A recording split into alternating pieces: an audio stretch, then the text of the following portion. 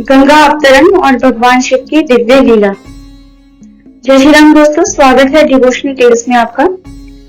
आज हम सुनेंगे एक ऐसी कहानी जो सिर्फ एक नदी का पृथ्वी पर उतरना नहीं, बल्कि भक्ति, तपस्या, विनम्रता और दिव्यता की संपूर्ण यात्रा है। ये कहानी है राजा भागीरथ के तप की, गंगा के अहंकार की और भगवान शिव की अनंत महिमा की। सूर्यदेव का शोक। बहुत समय पहले सूर्यवंश में एक महान सम्राट हुए, राजा सगर। उनके 60,000 पुत्र थे, बलवान, तेजस्वी, परंतु थोड़े उद्दंड। एक बार अश्वमेध यज्ञ के समय उनका यज्ञ अश्व ऋषि कपिल की तपस्थली में जा पहुंचा। पुत्रों ने बिना सोचे कपिल मुनि पर चोरी का आरोप लगा दिया। ऋषि कपिल, जो भगवान विष्णु के अंश थे, क्रोधित होकर बोले, अज्ञानियों, तपस्वी को दोष देने का दंड यही है। और देखते ही देखते 60,000 राजकुमार वहीं भस्म हो गए। उनकी आत्माएं पितृलोक में फंस गईं, मोक्ष से वंचित। वर्ष बीतते गए पर उनका उद्धार किसी से भी संभव ना हुआ। पुत्र पौत्र जन्मे पर कोई लायक ना निकला। राजा भागीरथ का जन्म और प्रतिज्ञा। कई पीढ़ियों बाद सूर्यवंश में जन्म हुआ राजा भागीरथ का।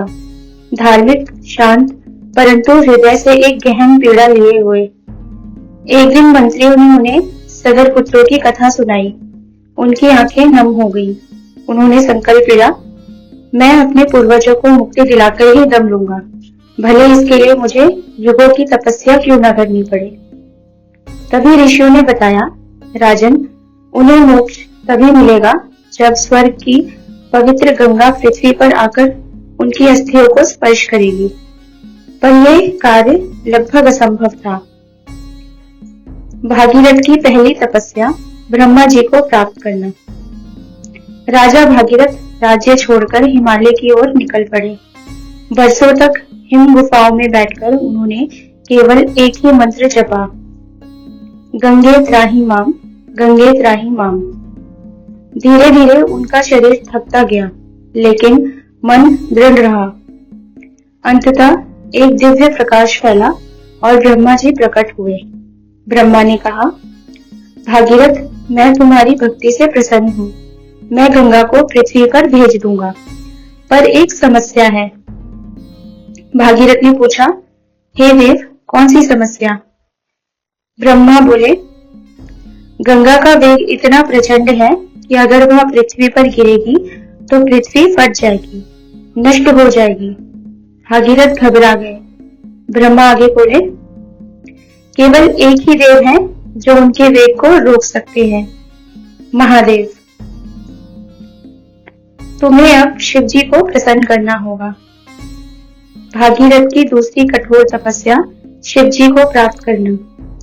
इसके बाद शुरू हुआ सभी तपों में सबसे कठिन तप। भागीरथ एक टांग पर खड़े होकर कठोर शीत में, वर्षा में, धूप में सिर्फ ओम नमः शिवाय, ओम नमः शिवाय का जप करने लगे। ऋषि मुनि देखते रह गए कि एक राजा किस प्रकार एक साधक बनकर तप कर रहा था। हजारों वर्ष बीत गए। अंत में कैलाश से एक दिव्य प्रकाश उतरा। डमरू की मधुर ध्वनि के साथ भगवान महादेव प्रकट हुए। महादेव बोले, राजन, तुम्हारा तप असाधारण है।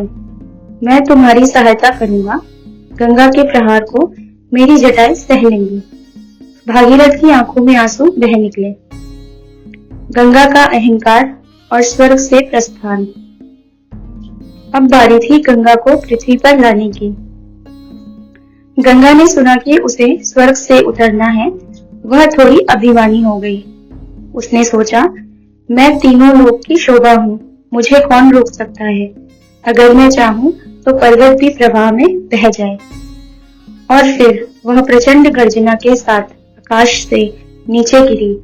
देवता कांप उठे, आकाश फटने लगा, बिजलियां चमकने लगी। युगों में पहली बार तीनों लोगों ने गंगा के भीषण रूप को देखा। शिव जटा की महालीला। पृथ्वी कांप रही थी, भागीरथ के कदम डगमगा रहे थे।